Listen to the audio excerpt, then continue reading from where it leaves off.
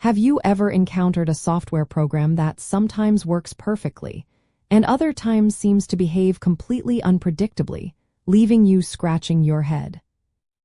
Software produces random or unexpected outcomes when its behavior depends on factors external to its explicit, written logic, or when internal processes are not fully controlled or ordered. This non-deterministic nature can make debugging particularly challenging, transforming a clear issue into an elusive ghost. The core mechanisms behind these erratic behaviors often stem from several critical areas. One major culprit is concurrency issues, such as race conditions or deadlocks, where multiple threads or processes access and modify shared resources without proper synchronization. The precise timing of these interactions is often non-deterministic, meaning a slight change in system load or scheduling can alter the outcome. Another key factor involves external inputs like network latency, user input timing, or sensor data, which are inherently variable and can lead to different execution paths depending on their exact values and arrival times. Even environmental factors like operating system scheduling, memory allocation patterns, or subtle hardware quirks can influence program flow, creating varied results from what appears to be the same input. Uninitialized variables and memory errors also contribute, as they access memory locations that contain unpredictable data from previous operations, leading to inconsistent program states. Understanding these underlying causes helps shift your debugging mindset from simply fixing symptoms to identifying and controlling these variable elements.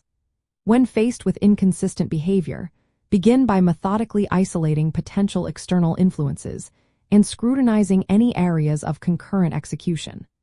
Setting up controlled, deterministic testing environments can often reveal hidden dependencies.